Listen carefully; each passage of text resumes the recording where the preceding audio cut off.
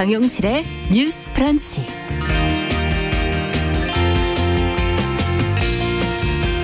안녕하십니까. 아나운서 정용실입니다. 결혼식이 많아지는 계절이네요. 요즘은 하객을 초대하기가 애매해지면서 결혼식을 미루는 예비 부부들도 있지만 예정대로 그대로 하시는 분들도 있는데요. 소규모로 혹은 아예 비대면으로 식을 올리는 분들이 많아지고 있다고 합니다. 얼마 전에 한 신랑 신부가 하객 없는 결혼식을 올려 화제가 됐는데요. 결혼식은 한 통신 기업의 지원을 받아서 동영상으로 생중계가 됐고요. 양가 부모, 친지, 친구들은 모니터로 이 결혼식을 보면서 채팅으로 축하 인사를 계속 건넸다고 하죠. 자, 또 배우 소지섭 씨 부부는 유명인들이 의뢰하는 호텔 예식을 하지 않고 혼인신고만 한 뒤에 5천만 원을 기부했다고 합니다. 최대한 간소하게, 최대한 또 의미 있게 이 코로나 시대 결혼식의 핵심 가치가 아닐까 하는 생각이 드는데요.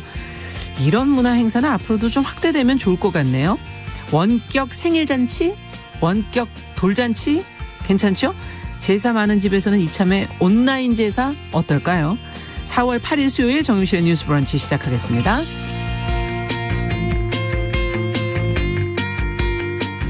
네, 수요일의 뉴스 브런치 오늘도 다양한 이야기 준비를 해놓고 있습니다. 먼저 뉴스픽은 주요 뉴스 논평을 전혜연 송문희 두 평론가와 함께 꼼꼼히 좀 살펴보고요. 조윤주 외신캐스터가 또 중요한 국제 뉴스들을 정리해드리겠습니다. 그리고 손희정의 문화비평에서는 꾸준히 사랑받는 연예 예능의 인기 요인 또 상징성에 관해서 자세히 살펴보는 시간 준비하고 있습니다. 함께해 주시기 바랍니다.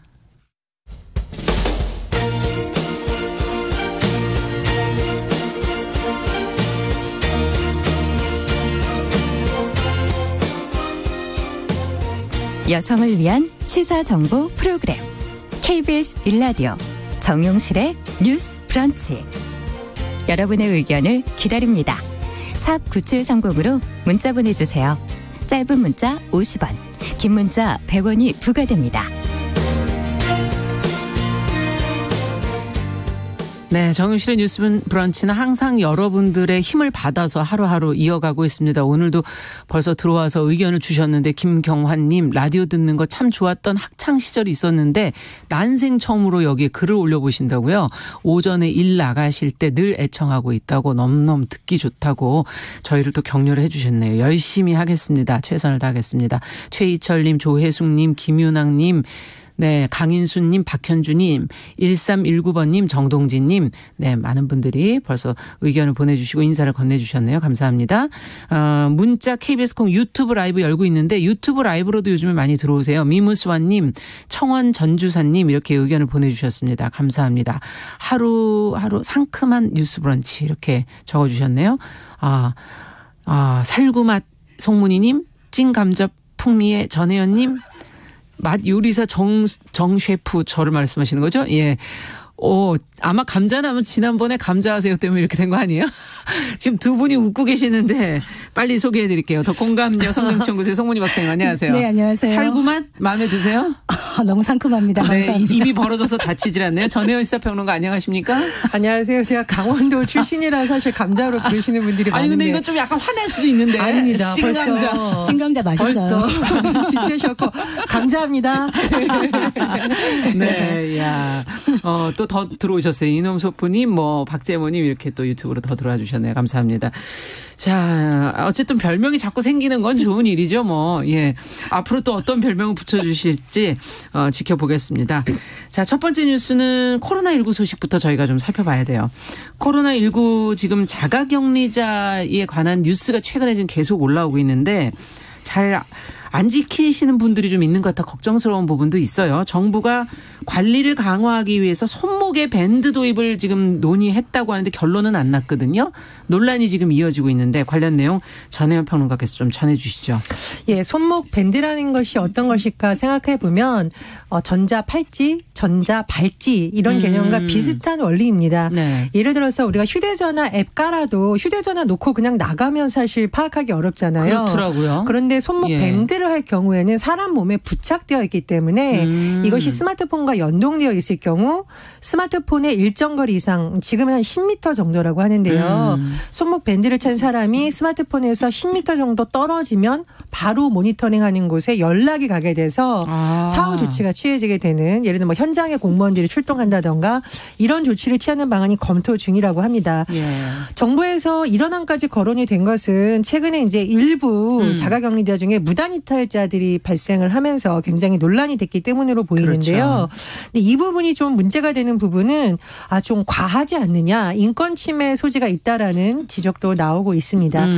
예를 들어서 지금 사실 정부에서 자가격리 이탈자에 대한 처벌을 대폭 강화했거든요. 저희도 전해드렸지만 감시도 뭐 불시 점검도 한다고 하고 뭐 강화되는 상황이고 뭐 이렇게 얘기도 하셨죠. 지금 처벌 같은 경우에도 감염병 예방법에 따라서 1년 이하 징역 또는 1,000만 원 이하 벌금으로 이미 처벌도 대폭 강화된 상태입니다. 그리고 일부 지금 분들 같은 경우 한 6명 정도가 기소돼서 검찰에 송치됐거든요. 이분들은 이제 재판을 받을 수도 있는 거죠. 그래서 이미 이렇게 처벌도 강화하고 우리나라에서 여러 가지를 하고 있는데 범죄자들을 연상시키는 이 손목밴드 혹은 뭐 전자팔찌 이런 걸 하는 건 좀 과하지 않느냐, 인권 침해 소지가 있다 이런 지적도 나오고 있는데 해외 사례를 살펴보면 홍콩에서는 이제 이미 도입이 됐고 대만의 경우에는 추진을 검토 중이라고 하는데 또 해외 사례를 우리 사회에 그대로 적용하는 것이 과연 맞고 실효성이 있느냐 이런 비판도 나오고 있습니다. 지금 보니까 자가격리하고 계신 분들이 37,000명 넘어가는데 많아요. 이걸 위반한 분들이 한 150명 이상이 되어 가더라고요. 근데 그 행태를 보니까 뭐 답답해서 바람 쐬러 나간 거는 기본이고 지하철을 타고 이동을 한다거나 사찰을 방문한다거나 심지어 이사를 하는 경우도 있더라고요. 자가격리 중에. 그러면 지금 뭐 아이들도 학교에 못 가고 지금 이렇게 사회적 격리두기를 하는 그 대가로 어떻게 보면 한 이틀 동안 신규 확진자가 50명 이내로 지금 조심조심 이렇게 숨죽여서 가는 지금 그렇게 되고 있는 거죠. 이런데 갑자기 이게 이제 증폭이 되는 시점이 오게 되면은 그런 방역이 힘들게 되지 않겠습니까? 그 해외 유입하는 분들이 지금 앞으로 한 8만 9만 명 된다 그러는데 이분들이 다 만약에 그중에 자가격리가 더 늘어나면 어떻게 공무원들이 일일이 가서 그거 점검하고 또 체크하겠어요. 그래서 홍콩에 손목밴드 봤더니 귀엽더라고요. 그냥 하얗게 돼가지고 깔끔하게 돼 있어요. 그런데 우리가 전자발찌 이러니까 굉장히 인권 침해 이런 생각을 하는데 전자발찌 제가 실제로 본 적이 있거든요. 그게 시커멓고 그 발목에다가 채우는데 정말 좀 무시무시해요, 사실은. 그리고 현재 전자발찌를 뭐 성범죄라든가 특수한 중형의 범죄를 저지른 사람들한테 하기 때문에 이런 이미지가 오버랩되는 건 있지만은 좀 상큼한 손목밴드 저는 필요하다고 봅니다. 저는 반대 의견입니다. 왜냐하면 뭐 전자팔찌든 손목밴드든 어떻게 보면 범죄를 저질러서 형이 확정된 사람들한테 채우는 일종의 신체 구속 장치잖아요. 그렇죠. 그러니까 휴대전화 같은 경우에는 몸에 강제로 부착하는 방식이 아닙니다. 그건 정말 불가피하게 도입한 것이고 전자밴드 같은 경우에는 아직 자가격리 지침을 어기지도 않았는데 어길 것이라는 전제하에 즉 잠재적으로 범죄자라는 취급을 받는다라는 느낌을 너무 강하게 줄 수 있습니다. 그러니까 인권 침해라는 것은 신체 활동을 불편하게 하는 것도 인권 침해이지만 아직 어기지도 않은 사람들을 대상으로 범죄자한테 적용하는 방식을 줘서 어떤 모욕감을 준다거나 혹은 이런 사람들이 위축되게 만드는 것도 저는 좀 고려해 봐야 된다고 보거든요.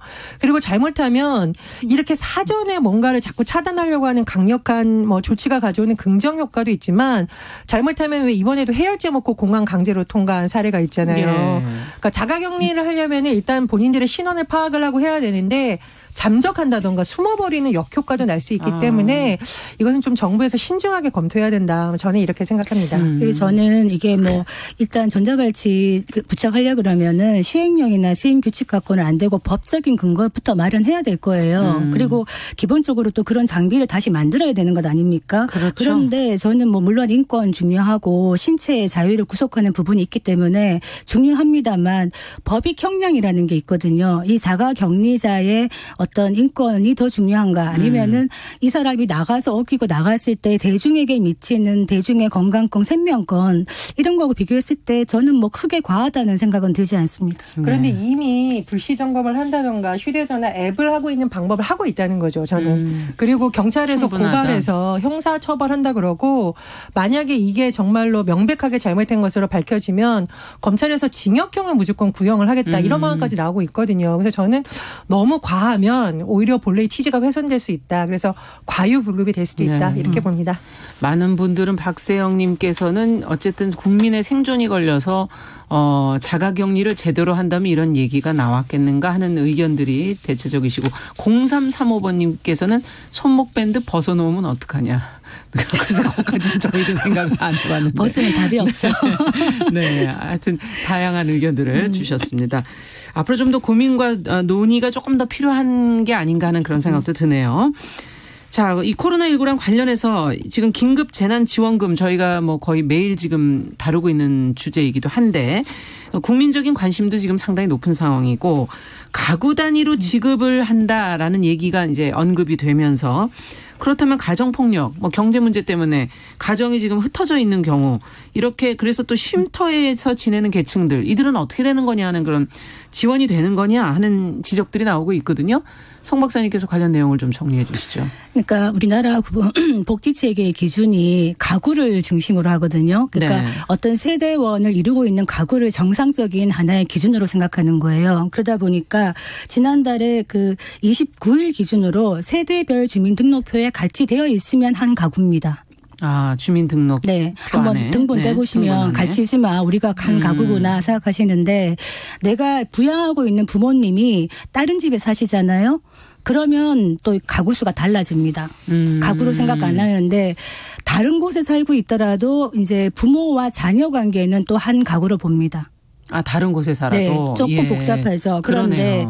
이렇게 됐을 때 가구 단위로 줬을 때 복지의 사각지대가 생긴다는 게 어떤 말이냐.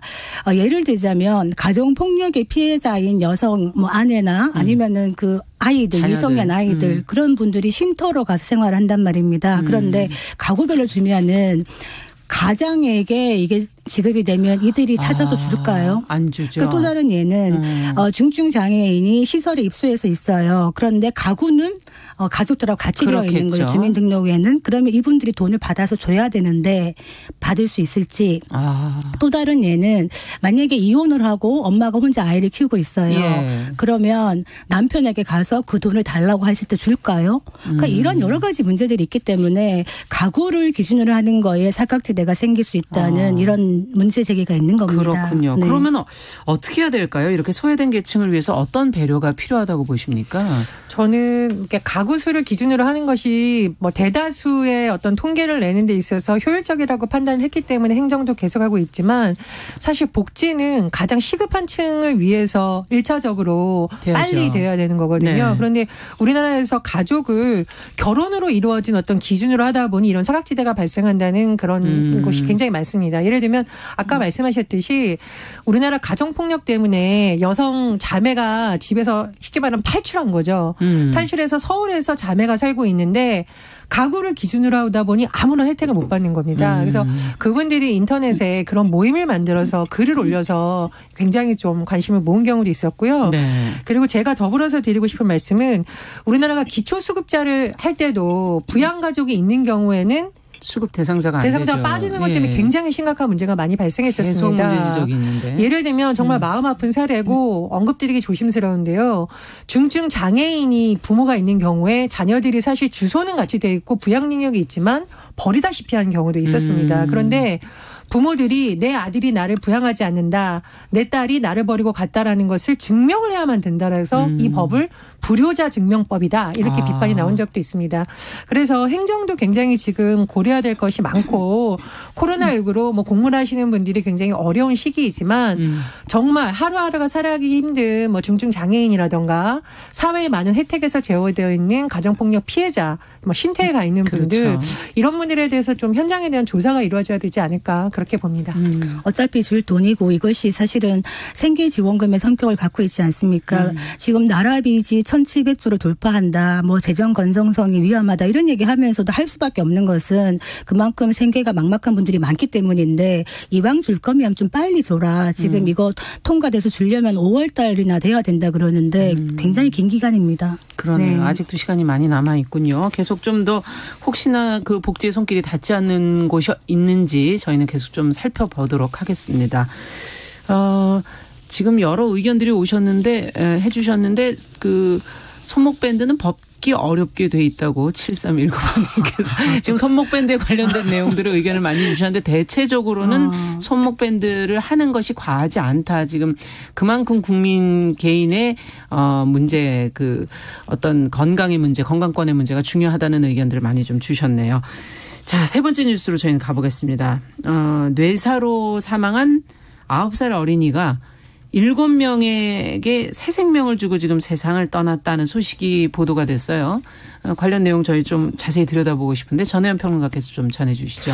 이 내용을 제가 전해드린 이유는 송문희 박사님 인용을 하면 아마 눈물을 흘리지 않으실까. 그러니까 송문희 박사님이 이제 장애인 관련해서 관심이 많으셔서 얘기를 하시는 분들 울컥하시고 저는 여성 어떤 피해자들을 할 때 현장에서 만났던 분들에 대한 감정이입이 되는 경우가 사실 많습니다. 많은 국민들이 아마 이 소식 듣고 가슴이 울컥하셨을 것 같은데요. 제주도에 사는 고홍준 군 9살입니다. 초등학교 4학년인데 최근에 세상을 떠나면서 무려 7명에게 장기를 기증했다고 하네요. 그래서 이 7명이 정말 새로운 삶을 살게 됐다고 하는데 부모님들 입장에서 참 결정하기 어려운 상황이었는데 평소에 이 어린이가 친구들한테 뭔가를 나누는 것을 좋아하고 굉장히 인기가 많았다고 합니다. 그래서 아마 이 아들이 동의를 하지 않았을까 좀 의미 있는 일을 하고 싶다고 부모님이 네. 아주 괴롭게 결정을 했지만 굉장히 눈물을 많이 흘리셨다고 그렇겠죠. 해요. 이 고흥준 군의 장례식에 한 300명이 넘는 조문객들이 찾아왔다고 하는데요.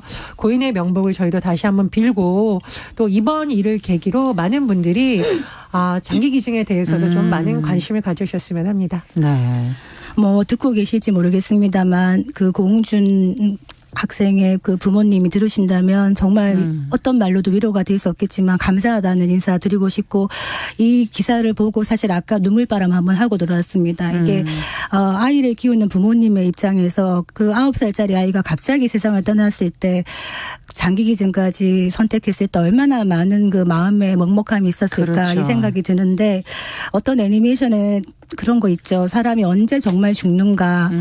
기억 속에서 완전히 잊혀졌을 때 죽는다라는 말이 있어요. 그래서 이 아이가 남겨진 7명에게 심장, 폐, 간, 신장, 각막 이렇게 소중한 생명을 주고 떠나서 어차피 왔다 가는 인생인데 정말 짧게 머물다 갔지만은 어떤 정말 귀한 소풍을 하고 떠났구나. 천사가 왔다 갔구나. 이 생각이 들어서 너무 감사한 마음이고 정말 신체를 잘 유지하고 보관을 해서 떠날 때 이런 신장이나 이런 뭐 장기 기증하는 거 좀 적극적으로 했으면 좋겠다 이런 생각이 듭니다. 네. 최근에 고 정현숙 씨의 사례도 많이 알려졌는데요. 평소에도 장기 기증 캠페인을 많이 도와주셨다고 해요.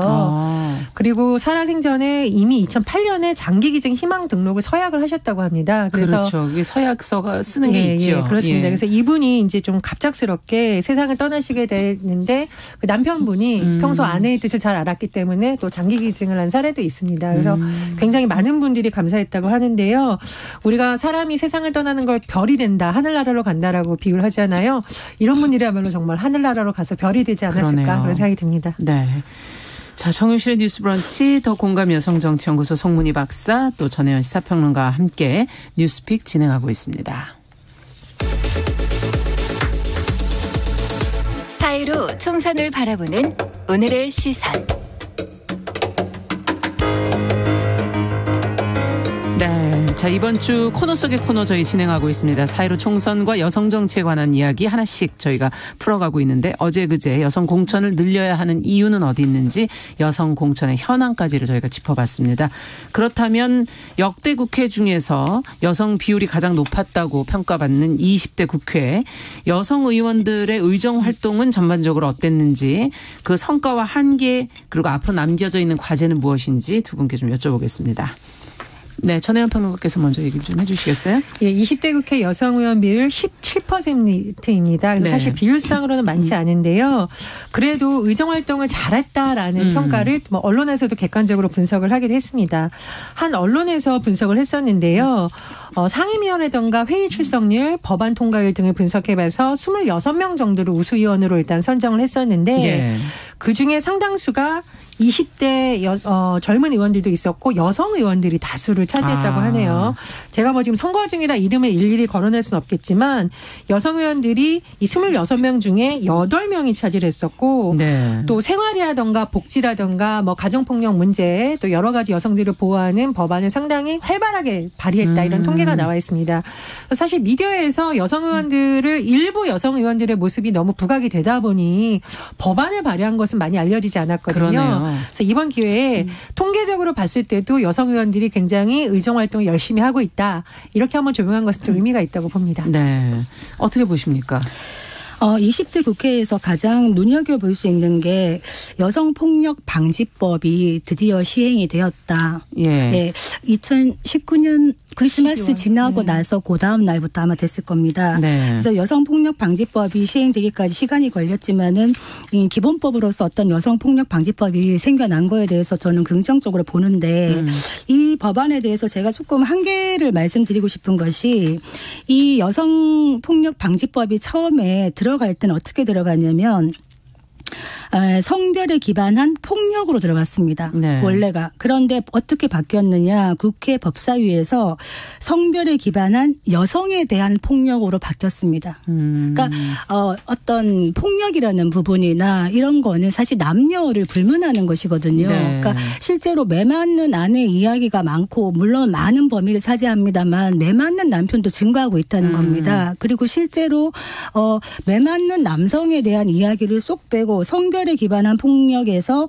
성별에 기반한 여성에 대한 폭력으로 이게 바뀌면서 어떻게 보면 불필요한 어떤 젠더 갈등이 증폭되는 이런 것도 있었거든요. 이를테면 남성에 대한 차별이 아니냐 이런 논의를 네. 그리고 그런 것들이 언론에서 자꾸 증폭되고 이런 것들이 있어서 이 부분은 조금 아쉬운 점이지 않나 이런 생각이 듭니다. 저는 좀 생각이 다릅니다. 물론 그런 한계가 있었지만 예를 들면 우리가 가정폭력 문제 네. 예전에 경찰에서 수사를 잘 안 해줬죠. 왜냐하면 그렇죠. 개인 간의 문제라고 봤습니다. 예. 데이트 폭력. 둘이 좋아서 사귀는데 우리가 어떻게 개입해. 그리고 왜 그걸 국가가 나서야 돼. 이런 건 뭡니까? 이건 구조가 아니라 개인의 문제로 봤다라는 거거든요. 근데 말씀하신 여성폭력 방지 기본법이 굉장히 의미가 있는 것은 이건 개인의 문제가 아니라 국가가 관리해야 될 어떤 구조, 불평등한 성평등 구조, 물리적 약자라는 게 즉 신체적인 능력이죠. 그런 것 때문에 발생하는 여러 가지 문제를 보고선 국가의 책임을 지방자치단체의 책임을 명시했다는 네. 겁니다. 그래서 여성관리 이제 여성가족부에서도 이런 부분에 대해서 계획을 수립하고 점검을 해야 되고요. 제가 굉장히 의미 있게 본 것은 2차 가해라는 개념이 사실상 그동안 잘 성립이 되지 않았습니다. 이제 2차 가해라는 것은 가정폭력 피해가 발생했을 때 신고 못하죠. 왜냐하면 맞을만 하니까 맞았겠지. 이런 잘못된 가해 그리고 그것이 사생활의 문제이다 보니까 사람들이 공격거리로 삼아서 창피를 준다던가 사실 이런 게 다 2차 가해거든요. 그리고 성폭력의 경우에도 피해자 보호를 위해서 신원이 유출되면 안 되는데 그렇죠. 걔 누구냐라고 소문내면서 이렇게 하는 건 사실은 다 문제가 있습니다. 그런데 이것을 개인의 문제로 놓는 것이 아니라 지방의회 차원이라던가 네. 지방자치단체에서도 교육도 해야 되고 각종 위원회도 만들어서 예방도 하고 또 피해자의 권리를 찾아줘야 된다라는 거죠. 그래서 수동적인 보호의 개념이 아니라 국가가 반드시 지켜줘야 될 권리라는 개념을 그렇죠. 명시한 것은 네. 굉장히 의미가 있다고 봅니다. 네. 그 국회 젠더 불평등 연구팀이 그 조사한 자료에 의하면 국회 20대 국회 때 남성 의원들과 여성 의원들이 주로 어떤 측면에 관심을 많이 갖는가를 봤어요. 중요하네요. 네. 네. 그랬더니 남성들은 주로 경제와 외교 안보 분야에 대한 관심도가 높았던 반면에 네. 여성 의원들은 여성, 복지, 노동 이런 생활 밀착형 어떤 정치 분야에 더 높은 관심을 가졌다. 그리고 어떤 스펙트럼 조사를 해봤더니 남성 의원들에 비해서 여성 의원들이 좀 더 진보적인 성향이 강했다는 겁니다. 그래서 어떻게 보면 여성들이 생활에서 느끼는 이런 많은 문제들을 여성 의원들이 좀 더 깊게 천착한다. 그래서 국회 구성에 여성들이 많아져야 될 또 다른 이유죠. 이런 부분들을 여성들이 들어가서 좀 다양하게 얘기할 수 있는 그래서 21대 국회에도 그런 걸 좀 기대를 하고 있었는데 많이 기대에 못 미쳐서 그런 문제가 있습니다만 저는 이번 21대 국회에서 이제 20대 때 못했던 것들 조금 추가하면 좋겠다. 꼭 통과됐으면 좋겠다 느끼는 게 그 비동의 간음죄라는 게 있습니다. 우리가 지금 강간죄라고 할 때 의사에 반해서 이제 폭행 협박으로 강간을 당했을 때 강간죄가 성립이 되죠. 그런데 선진국에서는 폭행 협박이 아니라 동의 여부를 기준으로 삼는 겁니다. 그래서 비동의군요. 예, 그래서 내가 동의하지 않는데 억지로 당했다. 그러면 강간죄가 되는 건데 그거는 시기의 차이가 없습니다. 마지막 순간이라도 노 하면 그걸로 계속되면 강간이 되는 건데 이 비동의 간음죄에 대해서 좀 도입이 정말 됐으면 좋겠다 싶고 요즘 스토킹이나 데이트 폭력 이런 안전한 이별에 대한 걱정을 많이 합니다. 이거가 정말 처벌 근거가 제대로 만들어져서 그 처벌이 되어야만 이것이 좀 약해지지 않겠는가 이런 생각이 듭니다. 저는 당장 텔레그램 엠번방 관련 법안 저희가 아직 통과가 안 되고 있습니다. 그래서 지금 선거 전에 하자고 이제 뭐 일부 정당에서 계속 주장하고 있지만 안 되고 있어요. 그럼 선거 끝난 후라도 이 법안만큼은 정말 원포인트 국회를 열어서라도 빨리 만들어야 된다고 보거든요. 이런 부분에 의해서 좀 여성 의원들이 정당을 초월해서 앞장서 주면 어떨까 그런 바람이 있습니다. 근데 법안들 너무 많이 내놨는데 진짜 2달도 안 남았는데요. 진짜 원포인트 국회라도 해가지고 말보다 실행이다 한번 보여달라 이렇게 말씀드리겠습니다. 2포인트가 될 수 있겠습니다. 4.3 특별법 개정안 그것도 받았었는데 정말 시급한 법안이라고 봅니다. 네, 시간이 그리 많이 남지 않았고 4월, 5월 초까지 가능한가요? 5월 말까지 가능합니다. 충분합니다. 예, 시간 여유가 있네요. 예, 알겠습니다. 오늘 소식은 여기까지 듣겠습니다. 뉴스픽 전혜연 평론가, 더공감 여성정치연구소의 송문희 박사 두 분 수고하셨습니다. 내일도 저희가 계속 여성정치에 관한 총선과 여성정치에 관한 이야기 계속 이어가도록 하겠습니다. 감사합니다. 감사합니다.